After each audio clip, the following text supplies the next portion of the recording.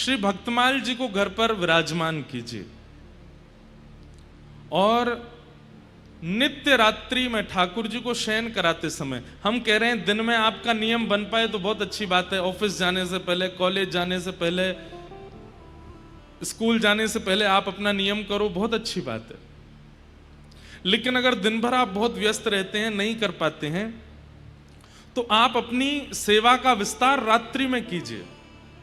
ऐसा भी होता है कि सुबह विस्तार से आप सेवा नहीं कर पाते तो रात्रि का शयन विस्तार से करो ठाकुर जी का, ठाकुर जी को उसमें सुख मिलेगा। कोई दिन की सेवा नहीं कर पाता तो भोग की सेवा करे, भोग की सेवा नहीं कर पाता तो शयन की सेवा करे, शयन की सेवा नहीं कर पाता तो श्रृंगार की सेवा करे, श्रृंगार भोग शयन कुछ भी नहीं कर पाता तो राग की सेवा करे, कुछ गा करके ही चला जाए, कुछ अच्छा सुना दे। और कोई भी सेवा अगर आपसे नहीं बनती है तो हमारी कही बात मानिए, भक्तमाल जी घर लाओ और ठाकुर जी को रात्रि में जैसे बालक को एक कहानी सुनाते हैं उसी से ही उसको नींद आती है, ऐसे ही भक्तमाल जी के एक भक्त की किसी का भी चरित्र खोल करके ठाकुर जी को सुनाओ। दो काम होंगे, आपको भी नया चरित्र समझ में आएगा और ठाकुर जी को तो भक्तमाल अति प्रिय है ही नहीं। ठाकुर जी की लोरी भक्तमाल ही है, भक्तों का चरित्र ही ठाकुर जी सुन के सोते हैं, ठाकुर जी को सुख मिलता है। भक्तमाल जी का चरित्र सुनाओ और अधूरा नहीं सुनाना। और एक बात और बताएं, आप केवल शब्द मान करके, किताब मान करके पढ़ेंगे तो नींद आ जाएगी आपको भी। आप उस चरित्र को पढ़ते समय बिल्कुल उसके दृश्य को अपने नेत्रों के आगे देखो, ठाकुर जी को दिखाओ, पूरा चरित्र सुनाओ और एक चरित्र पूर्ण होते ही फिर ठाकुर जी सो जाएंगे। इतनी बड़ी सेवा है। ठाकुर जी आपके दिन भर के जितने सेवा अपराध होते हैं और साल भर के जितने सेवा अपराध होते हैं सबसे आपको क्षमा कर देंगे। क्यों? रात्रि में शयन में आप किसी भक्त का चरित्र उनको सुनाते। किसी भक्त के चरित्र में 10 मिनट लगेंगे, किसी के में 15 मिनट लगेंगे। बहुत बड़ा चरित्र, बाईसा का चरित्र होगा, गोस्वामी तुलसीदास जी का चरित्र होगा, और भी कई भक्तमाल में वृहद चरित्र हैं, तो उसमें आधा घंटा 45 मिनट लग जाएगा, इससे ज्यादा नहीं लगेगा समय। भक्तमाल जी जरूर घर पर विराजमान रखो। इतनी सरल भाषा है, हिंदी शब्द है, कहने पढ़ने सुनने और सुनाने सब में सुख मिलेगा। और साथ में सब बच्चों को भी बैठा लो, घर परिवार के, वे सब भी सुनते रहें। भक्तमाल जी, और उसमें आप विचार करेंगे कि भक्तमाल जी का पाठ करते करते जब आपको 2-4 महीने हो जाएंगे ना, तो वही भक्त आपके स्वप्न में आने लगेंगे और स्वप्न में आकर के एक ऐसी लीला दिखा जाएंगे जो लीला भक्तमाल जी में भी वर्णित नहीं होगी। ऐसे अनुभव होने लगेंगे। इसलिए हमारी प्रार्थना से भक्तमाल जी घर पर विराजमान करो और नित्य अपने ठाकुर जी को एक चरित्र रात्रि में सुनाया करो। यशोदा मैया लाला को गोद में लेटा करके रामचरित्र सुना रही थी। एक बार मैया ने कही, लाला एक राम नाम के राजा हते। सो गोदी में लेटे लेटे ठाकुर जी बोले, दशरथ जी उनके पिता हते। ठाकुर जी बोले, सीता जी उनकी पत्नी हती। करके छोटे छोटे बालक सुनते हैं लीला। अब पूरी लीला मैया सुना रही हैं, ठाकुर जी हुंकार कर रहे हैं, करके सुन रहे हैं। इतने में ही मैया ने बताई, बोले राम जी 14 वर्ष के लिए वन गए और वहां वन में सीता जी का हरण रावण ने किया, तो हुंकार तेज हो गई ठाकुर जी की। और जैसे ही सीता जी को हरण करके गए, राम जी ने खूब ढूंढी लेकिन सीता जी नहीं मिली। इतने में तो छोटे से लाला गोद से उठ गए और उठ करके बोले, हे लक्ष्मण मेरा बाण लेकर के आओ, इस रावण को मैं अभी बताता हूं ये कैसे सीता जी को लेकर के जाएगा। उस दिन तो ये ले गया था, आज नहीं लेकर के जाएगा। मेरा धनुष कहां है, मेरे बाण कहां है, इधर हटो, जल्दी लेकर के आओ। मैया बोली, लाला लाला लाला लाला मैं कथा सुना रही हूं। अरे मैया तूने दूर हट जा, आज या रावण को मैं देखूंगा, तेरी बहू को लेके कैसे गए मुझे। मैया बोली, मेरी बहू ना है लाला, राघव जी की बहू। जैसे तैसे ठाकुर जी पकड़ करके हृदय से लगाए, तब ठाकुर जी शांत भये। तो ठाकुर जी को लोरी सुनना, रात्रि में लीलाएं सुनना। अब ये तो यहां तो मैया राम जी की लीला सुना रही है, पर ठाकुर जी को भक्तों की लीला सुनना, चरित्र सुनना बहुत प्रिय लगता है। इसलिए भक्त चरित्र नित्य, हमने आधे से ज्यादा चरित्र तो अपने लाल जी को सुना सुना के याद कर लिए। इसलिए अपनी भक्ति में अगर प्रगाढ़ता चाहते हैं, ठाकुर जी का अनुभव करना चाहते हैं, तो या तो भोग से उनको प्रसन्न करो या श्रृंगार से उनको प्रसन्न करो। और सबसे बड़ी बात है, भक्तमाल सुना के उनको खुश कर लो, वो आपसे राजी हो जाएं, वो आपसे प्रसन्न हो जाएं। बाईसा का चरित्र हम लोग सुन रहे हैं, श्रीमद् भागवत जी के बीच बीच में पुट ले रहे हैं, संपुट ले रहे हैं, मीराबाई का चरित्र सुन रहे हैं। ये बड़े सौभाग्य की बात है। भक्तमाल ठाकुर जी को बहुत प्रिय है, इसलिए या तो कोई श्रृंगार से ठाकुर जी को राजी करे, या तो कोई भोग से राजी करे, या फिर कोई राग से राजी करे। राग से मतलब सुना, गाना सुना करके। अच्छा, एक बात और, मैंने कुछ कथाओं में ऐसा कहा है कि अगर व्यक्ति के पास में गायन शैली है तो वो गायन शैली से ठाकुर जी को जल्दी प्राप्त कर सकता है। गायन शैली में केवल गाना नहीं आता है, केवल राग में गाना यही आवश्यक नहीं होता। गायन शैली में, अब हम कथा सुना रहे हैं, ये भी तो गायन है। अब श्रीमद् भगवद गीता, भगवान के द्वारा अर्जुन को जो संवाद सुनाया गया, उसको गीता क्यों कहा गया? गीता एक प्रकार से गीत को कहा जाता है। ठाकुर जी ने गाया तो है नहीं, गीत तो सुनाया नहीं, तो फिर उसको गीता क्यों कहा गया? कि अनुराग में भर करके, भाव में भर करके जब शब्द बोले भी जाते हैं ना, तो वो भी गीत जैसे होते हैं, गीत जैसे मार्मिक, गीत जैसे अनुभव प्रदान करते हैं, इसलिए उनको गीता कहा गया। जो व्यक्ति के हृदय को परिवर्तित करने की क्षमता रखते हो शब्द, जो शब्द व्यक्ति के हृदय में प्रेम रस घोल देते हो, वो शब्द सामान्य गीत से भी अधिक होते हैं। इसलिए केवल ठाकुर जी के आगे गाना, उसी से आपकी सेवा पूर्ण होगी ऐसा नहीं है। आप ठाकुर जी को कथा सुनाओ, लीला सुनाओ, रस सुनाओ, उससे ठाकुर जी बड़े प्रसन्न होते हैं।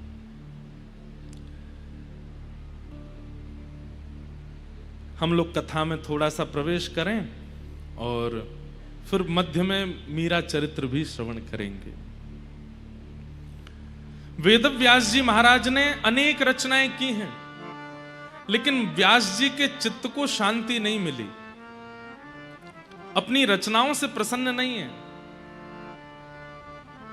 बहुत ध्यान से सुनिएगा बंधु, कई बार हम अति परिश्रम करते हैं, पर इतना परिश्रम करने के बाद भी आउटकम जो भी आवे, हम खुद ही अपनी क्रिया से संतुष्ट नहीं होते।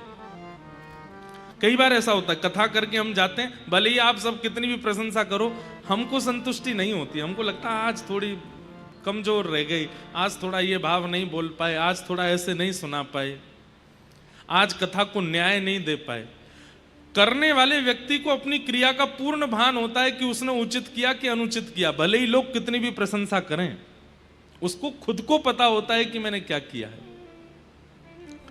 वेदव्यास जी महाराज ने इतने ग्रंथों की रचना कर दी, लेकिन उनके चित्त को शांति नहीं मिली। तब उनके पास नारद जी महाराज का आगमन हुआ और नारद जी ने कहा, क्यों असंतुष्ट हो आप? व्यास जी बोले, पता नहीं, इतने ग्रंथ लिख लिख के रख दिए मैंने, पर मेरे मन को पता नहीं संतुष्टि नहीं हो रही है। ऐसा लगता है कि कुछ छूट गया है, कुछ रह गया है, कुछ कमी रह गई है अभी। तब नारद जी महाराज बोले, मैं बता दूं कमी क्या है? बोले, बताओ। बहुत सुंदर बात है, ये बात हर व्यक्ति को अपने जीवन में लागू करनी चाहिए। अगर वो इस बात को जीवन में लागू करेगा तो कभी किसी भी क्रिया में अपूर्णता का अनुभव नहीं होगा, असंतुष्टि का अनुभव नहीं होगा। और वो बात क्या है कि भवतानुदित प्रायम यशो भगवतो मलम ये नैवासो न तुष्येत मन्ये तद्दर्शनम खिलम। व्यास जी, आपने अपनी क्रिया में सब चीजों का ध्यान रखा है। बहुत ध्यान से सुनिएगा, अपने ऊपर लागू करके सुनिएगा इस बात को। आपने अपनी क्रिया में सब बातों का ध्यान रखा है। समय का ध्यान रखा है, धन का ध्यान रखा है, धर्म का ध्यान रखा है, अर्थ का ध्यान रखा है, काम का ध्यान रखा है, मोक्ष का भी ध्यान रखा है। एक चीज को छोड़ दिया जिसके कारण असंतुष्टि लगती है, और वो क्या है? प्रेम। प्रेम नहीं। हमारे बी पराग जी गाने बनाते हैं, इतने अच्छे अच्छे गाने इनके होते हैं, हम भी भजन गाते हैं। सत्य बता रहे हैं अपनी बात। कितने ऐसे भजन होते हैं और आपके कितने ऐसे गाने होंगे जो अभी अनरिलीज्ड पड़े ही हैं, मन ही नहीं हो रहा निकालने का, संतुष्टि नहीं आ रही मन में। मैंने अनुभव करके देखा, जब भी हमारे कोई ऐसे भजन आदि मन होता है, अभी रहने दो, अभी मत निकालो, अभी मत लाओ, अभी मत लाओ, फिर मन में आता क्यों नहीं आ रहा है, तब पता चलता है कि इसमें संगीत तो है, स्वर तो है, शब्द तो हैं, थोड़ा प्रेम रह गया है, थोड़ा उसका पुट लगाना बाकी है। और जैसे ही आप उसमें प्रेम का पुट धर देते हैं ना, प्रेम का पुट कैसे लगता है? अब हमारे गायन में प्रेम का पुट कैसे लगता है हम बताएं। माइक सामने हो तो गाते समय ये विचार ना किया जाए कि ये खुश हो, वो नाचने लग जाएं, वो खुश हो, इनको अच्छा लगे, ये बढ़िया लगे, ये सब विचारधारा नहीं। विचार केवल एक हो कि मेरे ठाकुर जी के सामने जब मैं इस भजन को सुनाऊंगा या इसको चलाऊंगा, वो कैसा अनुभव करेंगे, उनको अच्छा लगेगा कि नहीं। बस लग गया प्रेम का पुट। ये विचार करती जैसी गाया, अपने आप उस स्वर में आनंद आ जाता है। आप जीवन में कोई भी क्रिया कीजिए, आप जॉब करते हैं, बिजनेस करते हैं, गायन करते हैं, व्यापार करते हैं, दुकान चलाते हैं, चिकित्सा करते हैं, राजनीति करते हैं, सब छोड़ करके केवल प्रेम का बिंदु उसमें रखिए। आप अपनी क्रिया से असंतुष्ट हो ही नहीं सकते, और जब आप असंतुष्ट नहीं होगे तो आपकी क्रिया से कोई और असंतुष्ट नहीं हो सकता।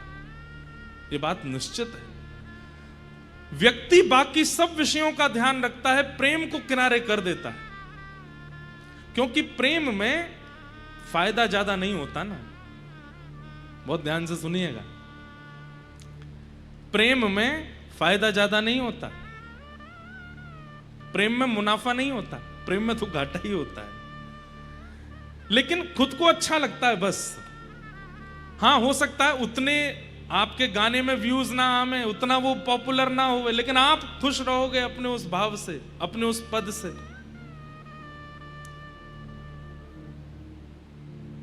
और अपना प्रसन्न होना बहुत आवश्यक है, क्योंकि आप राजी हैं तो इसका मतलब आपके चित्त में विराजमान गिरधर राजी है।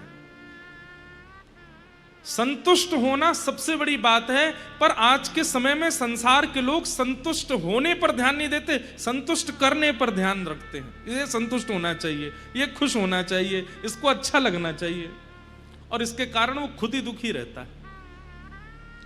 आप स्वयं संतुष्ट होइए, और स्वयं संतुष्ट प्रेम से हुआ जाता है। मीराबाई चिंता नहीं करती हैं।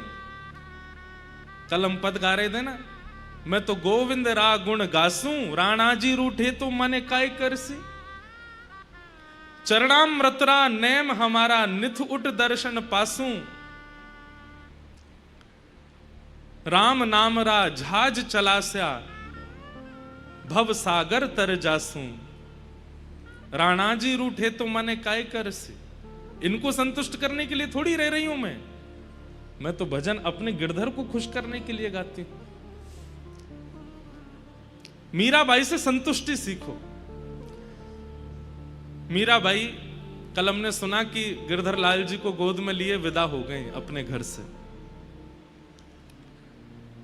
बहुत प्रसन्न है, बिल्कुल उदास नहीं है, पूरा मेड़ता रो रहा है, लेकिन मीराबाई नहीं रो रही हैं। क्यों? क्योंकि मन में वही छवि घूम रही है। रात्रि में आए थे, श्याम सुंदर ने ऐसे हाथ पकड़ा था, ऐसे मांग में सिंदूर भरा था, ऐसे मेरे साथ भामर लिए थे, और वही सोच सोच के हंसती रहती हैं और कभी कभी रोने लग जाती हैं। जैसे ही मीराबाई मेवाड़ पहुंची, मेवाड़ आते ही पूरे मेवाड़ के लोग, बड़े बड़े राजा, बड़े बड़े राजकुमार, सब लोग खड़े हैं स्वागत में। बड़े बड़े हाथियों पर लोग बैठ करके पुष्प वर्षण कर रहे हैं, मंगल बाजे बजाए जा रहे हैं। मेवाड़ घराना, मेवाड़ राजवंश उस समय का सबसे विशिष्ट राजवंश था, जो आज तक कभी किसी से हारा नहीं था। और उस राजवंश के कुल दीपक, उनके साथ मीराबाई का ब्याह हुआ है। हल्ला मच गया, जल्दी चलो जल्दी चलो, बहुसा आई हैं, बहुसा आई हैं हमारी। जैसे ही डोली रुकी, मीराबाई बाहर आए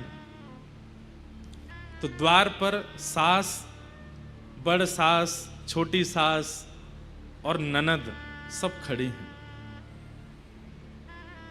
मीराबाई के उतरते ही सब लोग नजर उतार रहे। सुंदर तो इतनी थी मीराबाई कि उनका रूप देख करके, चरित्र आता है मीराबाई के प्रसंग में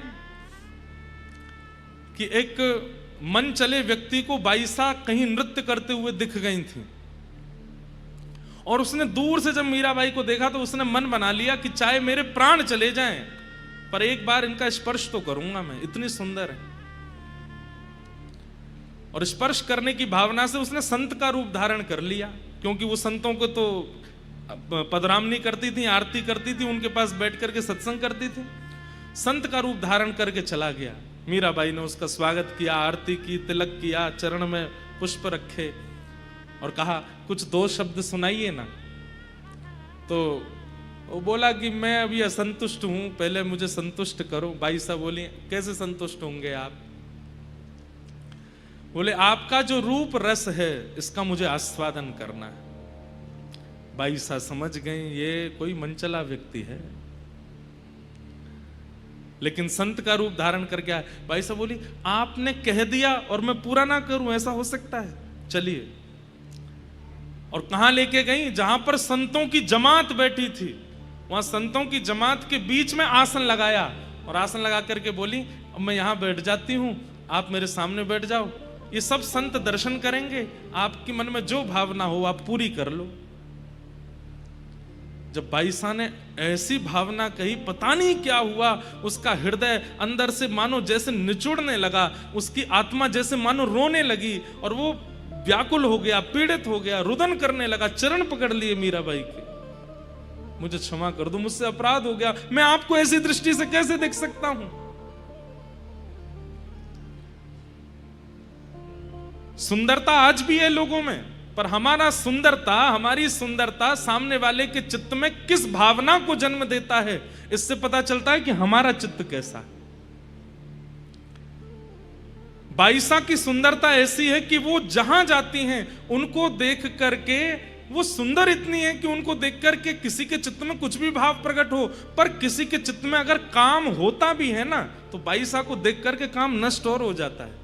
ऐसी हमारी किशोरी जी हैं। किशोरी जी की सुंदरता का कितना गुण गाते हैं हम लोग, लेकिन किशोरी जी की सुंदरता आपके और मेरे जैसी नहीं है। हमारी आपकी सुंदरता किसी के चित्त में दुर्भाव प्रकट कर सकती है, पर किशोरी जी की सुंदरता, किसी का चित्त दूषित है तो किशोरी जी को देख ले तो शुद्ध और हो जाएगा। हमें कभी कभी ऐसा लगता है कि कंस राक्षसी क्यों बना रहा ब्रज में रहते रहते, क्योंकि उसने कभी किशोरी जी के दर्शन नहीं किए। अगर वो किशोरी जी की शरण में चला गया होता तो कंस तो कब का शुद्ध हो चुका होता, कब का पवित्र हो चुका होता। किशोरी जी का मुखमंडल ऐसा है। हमारा भजन हमारे गुण में भक्ति को घोल देता है। अगर कोई बहुत सुंदर है, बला का सुंदर है, और वो भजनानंदी अगर बन जाए ना, तो नित्य उसका भजन ऐसा हो जाएगा कि उसकी सुंदरता फिर किसी के चित्त में दुर्भाव को नहीं प्रकट करेगी, उसकी सुंदरता चित्त में कृष्ण को ही प्रकट करेगी। मीराबाई बहुत सुंदर है। बाईसा जैसे ही आई, ननद और सास वो तो बावली हो गई, इतनी सुंदर। अरे मोती लाओ, हीरे लाओ, जवाहरात लाओ, उनसे नजर उतारें अपनी भाभी साहब की। राजा कुंवर भोजराज सब लोग उनको सराहना करने लगे, इतनी सुंदर तुम्हारी पत्नी है, कितने भाग्य हैं तुम्हारे। तो एक रस्म होती है कि जब दहली में प्रथम प्रवेश बहू करती है तो नेग मांगा जाता है। तो ननद नेग मांगती है कि नेग दो, फिर अंदर जाने देंगे। पहले भैया से मांगा, भोजराज जी से कहा नेग दो, तो भोजराज जी ने हाथ के कड़ूला दिए, पैरों की पायल दी, सुंदर सोने के और उनमें हीरे जड़े हुए। बोले भैया ने तो हाथ और पैर की पायल दी भाभी सा, अब आप नेक दो, और आप तो गले का हार दो, आपका हार मुझे बहुत अच्छा लग रहा है। तो मीराबाई ने ऊपर एक हार पहना हुआ था, तो बोली ननद जी ये तो बाह्य हार दिखाई दे रहा है, असली हार तो इसके अंदर पहना है, वो आपको देती हूँ। अंदर क्या था? अंदर कंठी माला पहन रखी थी। अपने गले से कंठी उतारी और कंठी उतार करके ननद के गले में बांध दी। महाराज ननद को तो इतनी अवहेलना लगी अपनी, और बाई साहब वहीं खड़े खड़े प्रवचन देने लगी। क्या बोले कि ये जो है ना सोने का, अगर इसको पहन करके आप रखोगी, इस पर चोर की भी दृष्टि जा सकती है, वो चुराने का उसका मन हो जाएगा। और हे ननद जी, कल को जब आपके प्राण निकलेंगे ना तो ये उतार लिया जाएगा। हाथ के कंगन, पैर के कड़ूला और ये गले के हार सब उतार लिए जाएंगे, लेकिन कंठी को कोई नहीं उतारेगा, इसलिए कंठी पहन के रहो आप। ये तो मरते दम तक संग रहती है और कल्याण और करती है, ठाकुर जी की प्राप्ति कराती है। उतार करके पकड़ के फेंक दी। बोले ये तो पहला दिन है इनके आने का, आप जानती हैं आप कहां आई हैं? ये मेवाड़ है, ये मेड़ता में पहनते होंगे लकड़ियां, मेड़ता में पहनते होंगे कंठी आदि, हमारे यहां कोई नहीं पहनता, ऐसे ऐसे रत्न हैं, अभी तो आप आई हैं, देखिएगा भीतर। अरे नहीं देना तो मना कर दीजिए, ये लकड़ियां मत पहनाइए मेरे गले में।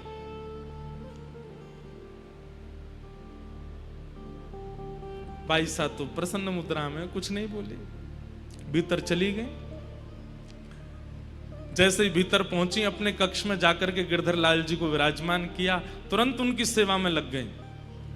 तुरंत रसोई घर में जाके सामग्री सिद्ध करने लगी। लाला भूख लगी होगी ना, इतने लंबे चल के आए हो, मैं बना देती हूं अभी।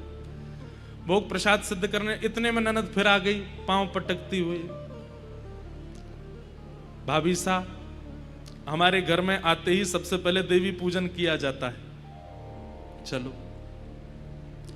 मैं अभी गिरधर की सेवा में व्यस्त हूं, मैं नहीं जा पाऊंगी, आप लोग कर लीजिए। अब तो ननद कान पकड़ करके चीखने लगी, राम राम राम राम, ये कैसी भाभी आई है हमारे घर? घर आते ही देवी पूजन को नहीं जा रही, हमारी कुल देवी को पूजने नहीं जा रही, मना कर रही हैं।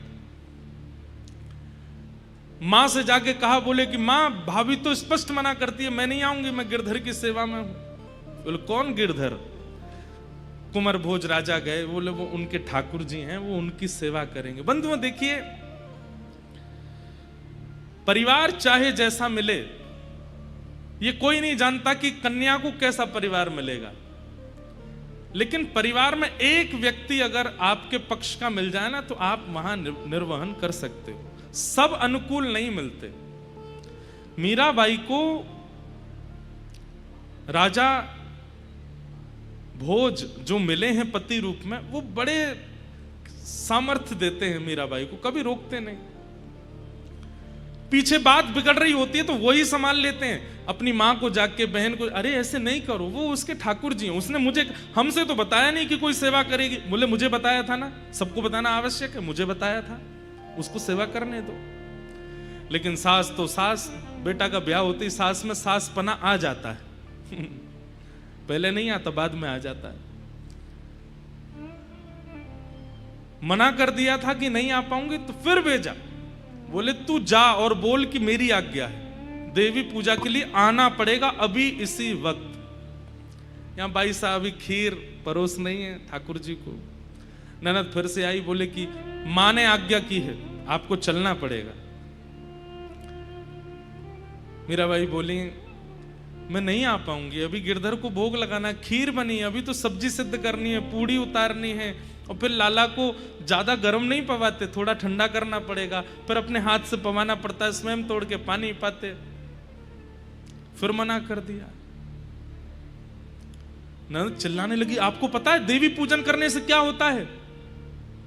बोले क्या होता है? बोले सुहाग अजर अमर हो जाता है। आप नहीं चाहती कि आपका सुहाग अमर हो जाए? मीराबाई बोली जो जन्म से ही अजर अमर हो उसके लिए क्या प्रार्थना करूं?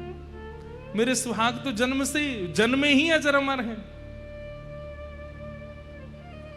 अब वहां ननद सोच रही है कि ये मेरे भाई के लिए बोल रही हैं ऐसा। बोले वो तो आपकी भावना अच्छी है, पर अपने पति की लंबी आयु के लिए देवी पूजन करना होता है, हमारे यहां आते ही आपको चलना चाहिए। मीराबाई अब थोड़ी सी नाराज हो गई, क्योंकि सेवा में विघ्न डाल रही हैं, तो हाथ पहुंचती हुई आई।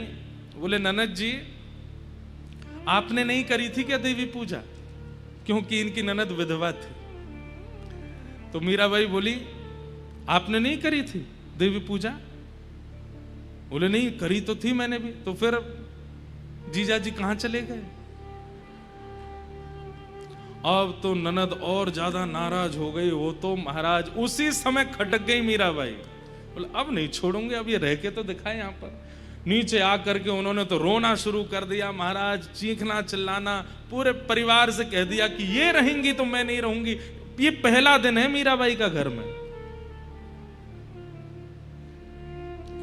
कुंवर भोज जाते हैं, मीराबाई को समझाते हैं, मां की बात है आप मान लिया करो, ननद की बात है आप मान लिया करो। बोले मैं बात मानने से इनकार नहीं है, पर मेरा जो गिरधर लाल जी के समय है सेवा का, उस बीच में मैं नहीं कर सकती कुछ भी। मेरे लिए वो पाषाण नहीं है, वो मूर्ति नहीं है, वो मेरे साक्षात लाला है। उनकी सेवा करना मेरा कर्तव्य है।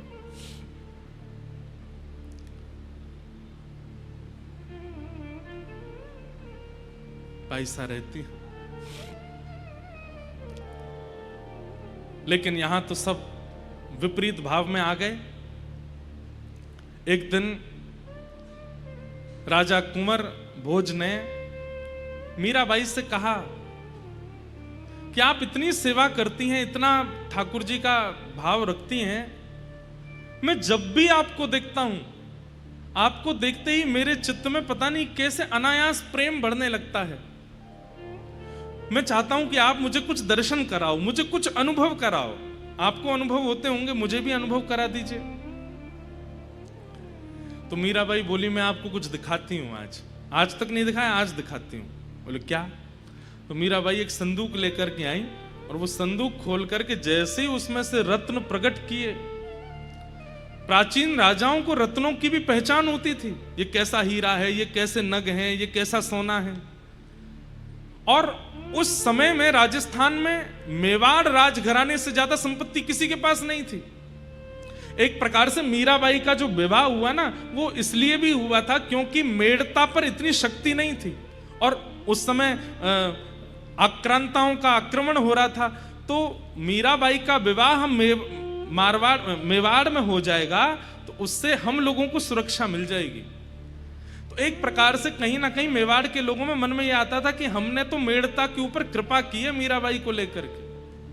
आज मीराबाई ने एक संदूक खोली, और उस संदूक में से जैसे ही रत्न आभूषण सब बाहर निकाल के रखे, उन रत्नों को देखकर के राजा भोज के आंखें खुली रह गई। ये कैसे रत्न है, ये कैसा हीरा है, ये कैसे स्वर्ण, ये ऐसे मैंने पहले कभी नहीं देखे।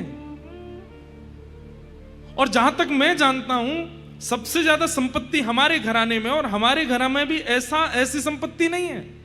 ये एक हीरा, एक नग भी यदि विक्रय किया जाए तो हमारी पूरी संपत्ति के समान होगा। कहां से मिले आपको?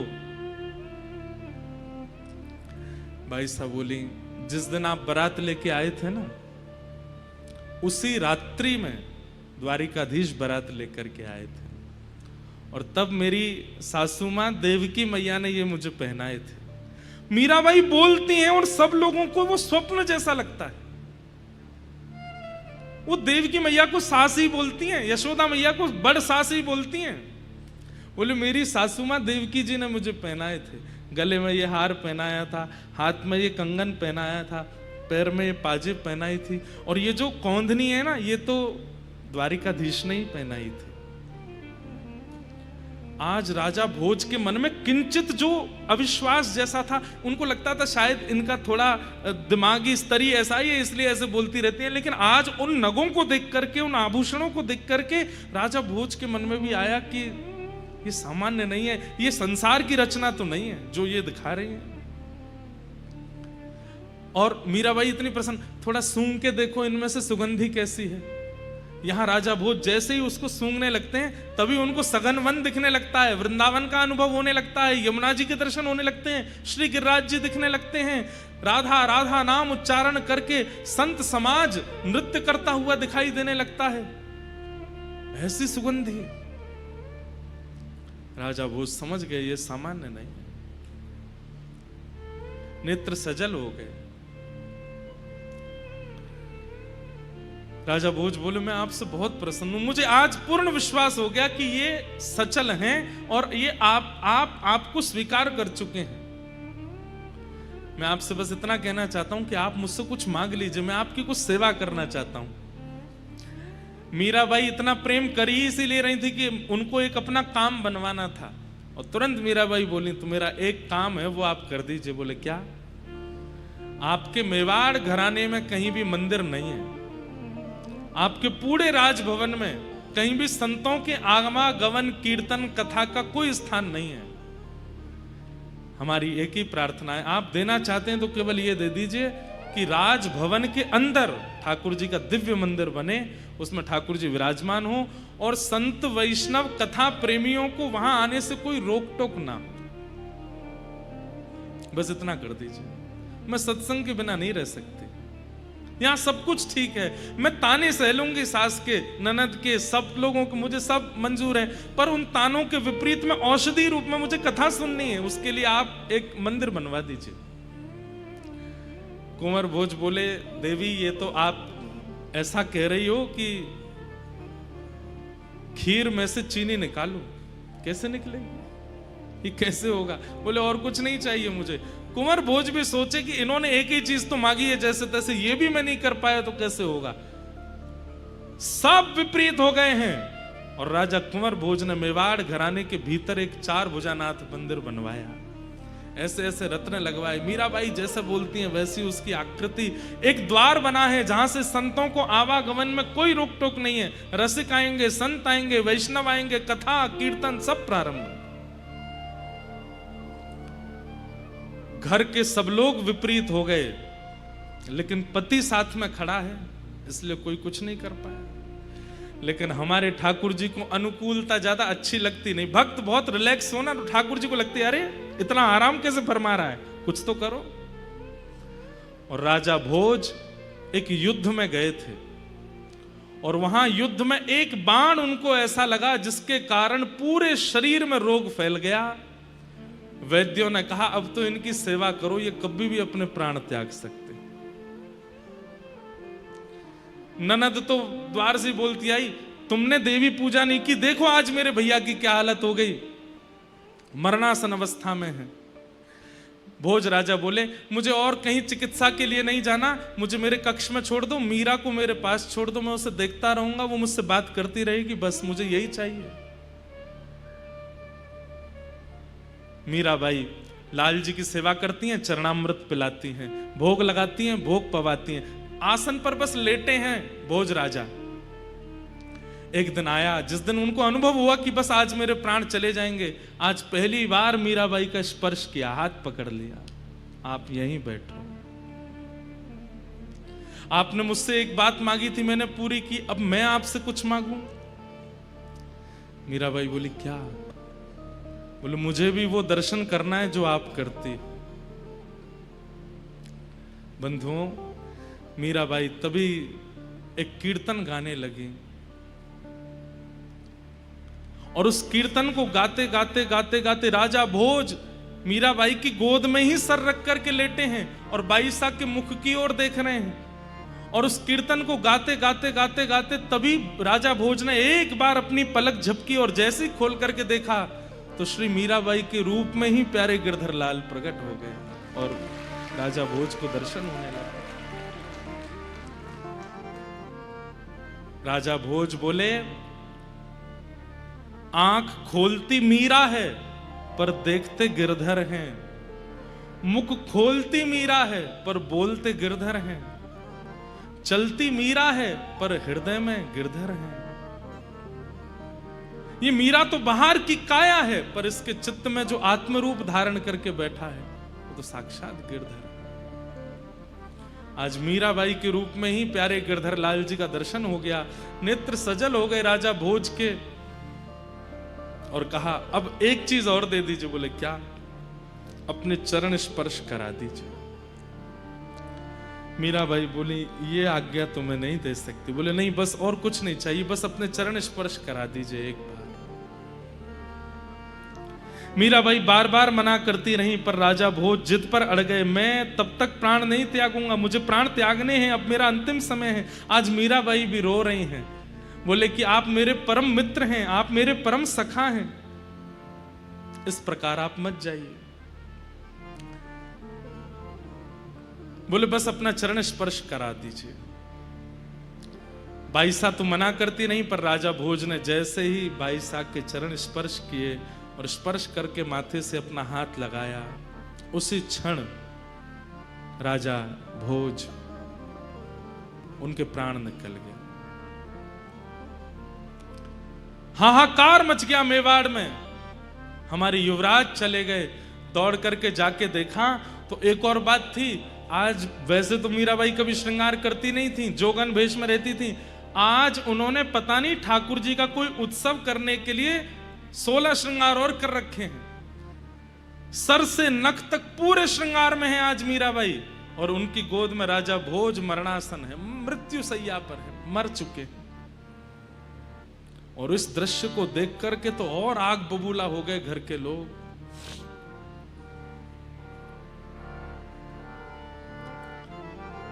सब लोगों ने मीराबाई का हाथ पकड़ा, बैठाओ इनको, कलश डालो, इनके मांग का सिंदूर मिटाओ। मीराबाई खड़ी हो गई। बोले कि सिंदूर उसका मिटाइएगा जिसका ना हो कोई, मेरा तो है, मेरे तो सामने खड़े, मैं सिंदूर नहीं हटाऊंगी, मैं चूड़ियां नहीं तोड़ूंगी। सोचिए बंधुओं वो कैसा मंजर रहा होगा। सारी नारियां चारों तरफ से घेर करके मीराबाई को ताने दे रही हैं और मीराबाई हिल नहीं रही है वहां से। ननद आगे कहती मेरे भाई को खा गई आप, मेरे भाई के प्राण ले लिया आपने, हमारे पूरे मेवाड़ को अनाथ कर दिया आपने। और आज जो रस्में हैं जो वो तो आज तक करी नहीं। और आज जो एक बिना पति के पत्नी का जो धर्म होता है वो भी नहीं निभा रही हो आप। मतलब मृत्यु के बाद भी मेरे भैया को चैन से नहीं रहने दोगी। मीराबाई कहती हैं ये पूरी दुनिया नहीं जानती है, लेकिन आपके भैया जानते थे कि मेरा विवाह उनसे केवल मेवाड़ में आने के लिए हुआ था, कि वे चाहते थे कि मैं मेवाड़ आऊं, मेरे गिरधर मेवाड़ आवे। वास्तव में मेरा विवाह हो चुका है। क्या पागलपना करती रहती हो, किससे विवाह हुआ है तुम्हारा? मेरे तो गिरधर गोपाल दूसरो न कोई, मेरे तो गिरधर गोपाल दूसरो न कोई, मेरे तो गिरधर गोपाल दूसरो न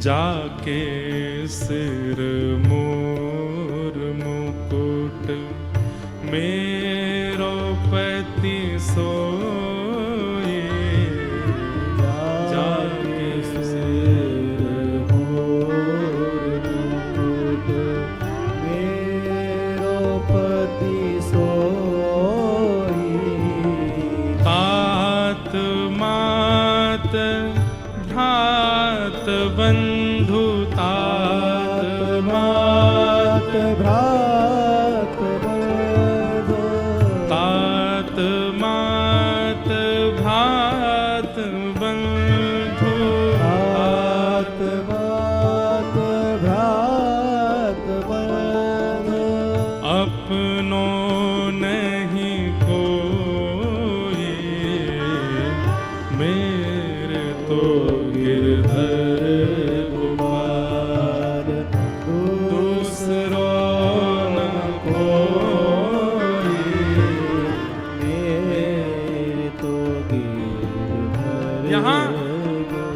कितना बड़ा पहाड़ टूट पड़ा है।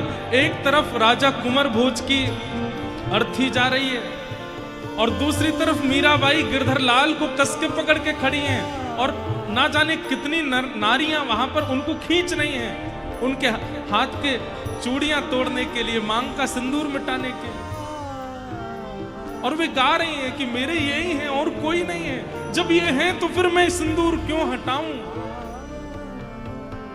मेरे तो गिरधर